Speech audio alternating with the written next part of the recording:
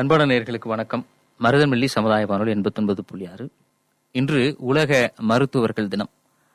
அந்த வகையில் மருத்துவர்களை போற்றக்கூடிய வகையில் மருதன்வெள்ளி சமுதாய வானொலியானது மருத்துவரோடு இணையக்கூடிய அற்புதமான நிகழ்ச்சியை உங்களுக்காக வழங்குகிறது.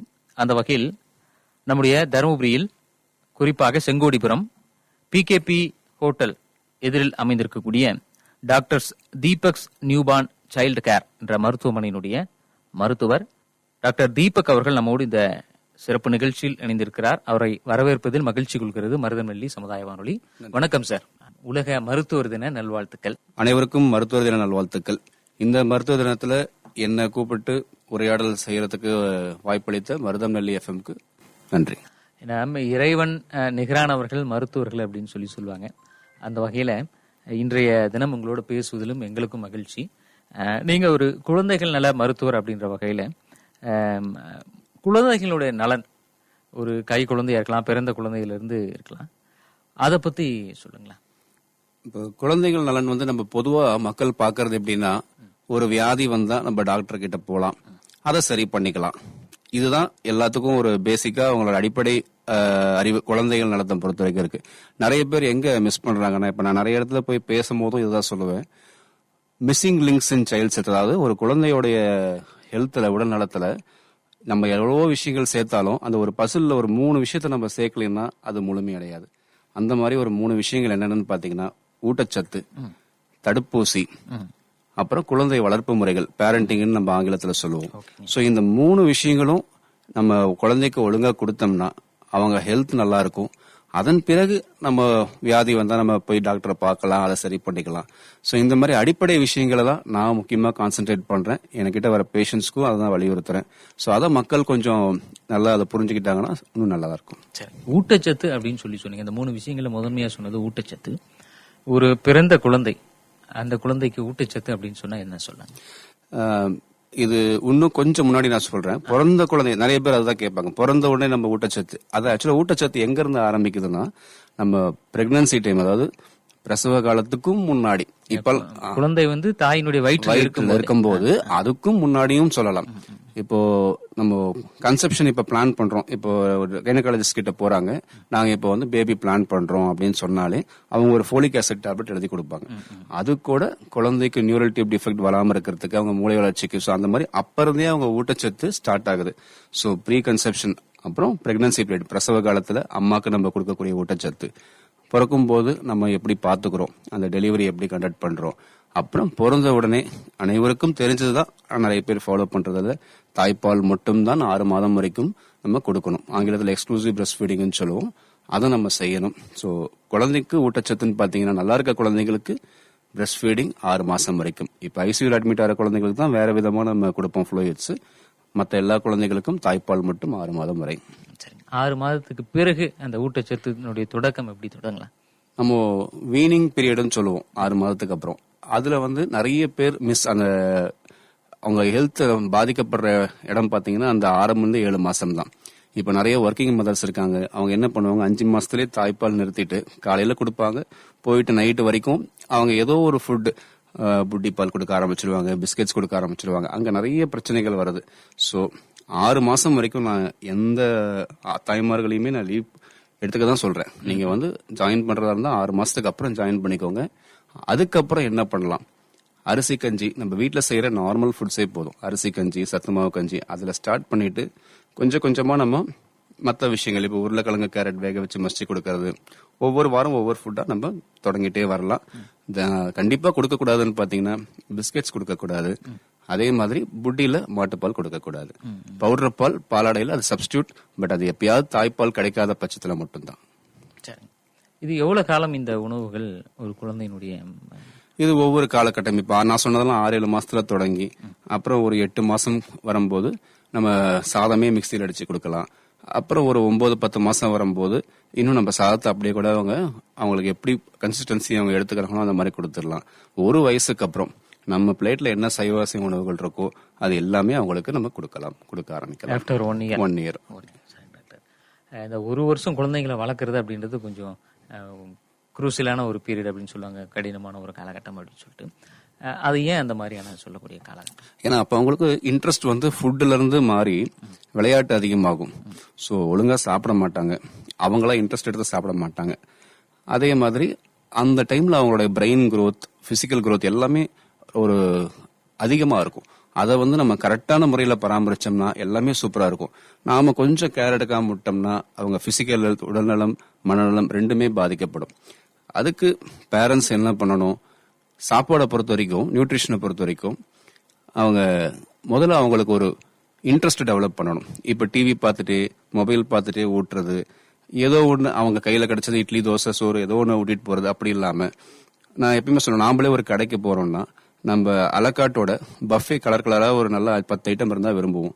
அதுதான் குழந்தைங்களுக்கும். அவங்க அந்த மைண்ட் செட்ல ஒரு 5 ஐட்டம் ஒரு 5 கலர்ல நம்ம வீட்டுல செய்யற உணவுகளே ஒரு எக்கு, தால், அப்புறம் ஃப்ரூட்ஸ், வெஜிடபிள்ஸ் ஏதோ ஒரு மாத்தி மாத்தி வச்சோம்னா அவங்களே எடுத்து சாப்பிட்ற மாதிரி நம்ம பழக்கி விடணும்.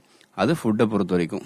மற்ற நடவடிக்கைகளை பொறுத்த வரைக்கும் அவங்கள ரொம்ப பேம்பர் பண்ணாம, அளவா அவங்கள செல்லமும் கொடுக்காம, ரொம்பவும் ஸ்ட்ரிக்டாலாம் இருந்தாலே போதும். சரி டாக்டர், இப்போ இந்த ஊட்டச்சத்துல இருந்து அடுத்தது நீங்க சொன்ன விஷயம் தடுப்பூசி அப்படின்ற விஷயங்கள். இந்த தடுப்பூசி எப்போ தொடங்குது? தடுப்பூசி நம்ம பிறந்த முதல் நாளே தொடங்குது. சப்போஸ் சில டைம்ல ஐசியூல இருக்காங்க குழந்தை அப்படின்னா மட்டும்தான் அவங்க டிஸ்சார்ஜ் ஆகும்போது நம்ம போடுவோம்.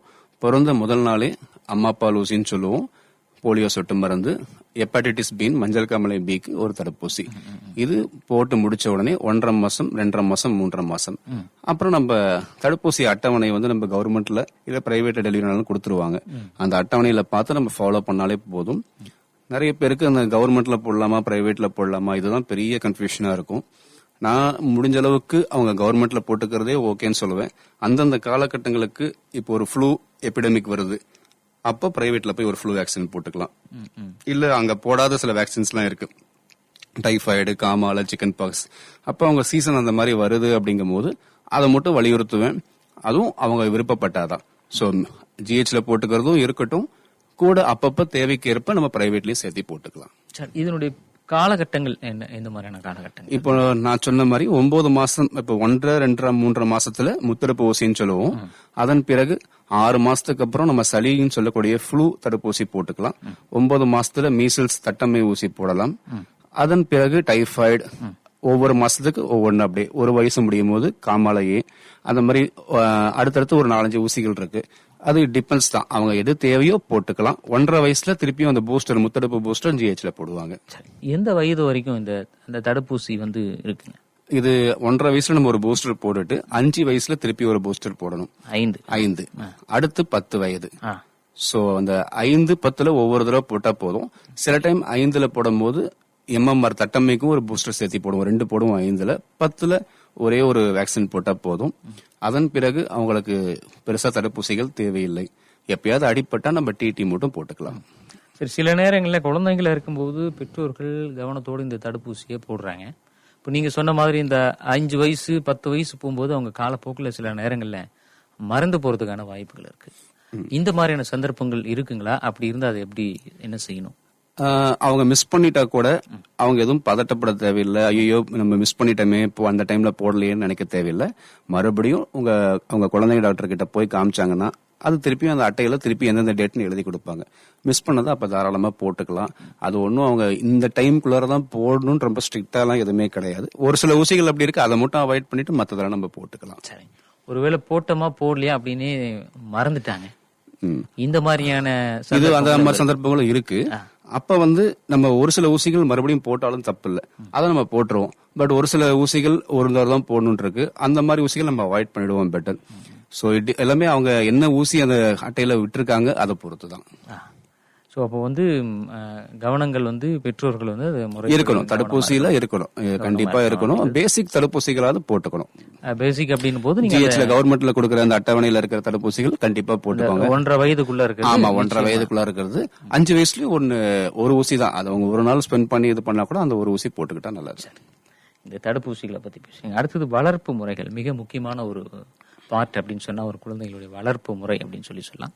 அந்த வளர்ப்பு முறையில நீங்க பேசிக்க ஒரு குழந்தைகள் நல மருத்துவர் அப்படின்ற வகையில நீங்க சொல்லக்கூடிய விஷயங்கள் இது நிறைய பேர் மிஸ் பண்ணக்கூடிய விஷயமே இதுதான். ஏன்னா எல்லாம் செஞ்சிருவாங்க. இப்ப நிறைய பேர் கிட்ட கேக்குறாங்க, சொன்னாலும் பேரண்டிங், அந்த குழந்தை வளர்ப்புக்கும் குழந்தையோட ஹெல்த்துக்கும் என்ன சம்பந்தம், அவங்க பிஹேவியர் தானே இதை அஃபெக்ட் பண்ணுது அப்படின்ட்டு. இது அப்படி கிடையாது. அவங்களுடைய உடல் நலம், மனநலம், அப்புறம் சமூக நலம், சோசியல் ஹெல்த், இது எல்லாமே முக்கியமான பங்கு வந்து இந்த பேரண்டிங், குழந்தை வளர்ப்பு முறைகள்ல தான் இருக்கு. நான் ஒரு ஷார்ட்டா அது குழந்தைகளுக்கும் சரி பேரண்ட்ஸ்க்கும் சரி ஞாபகம் வச்சுக்கிற மாதிரி ஒரு A to F வரைக்கும் சொல்லி எப்பயுமே சொல்லுவேன்.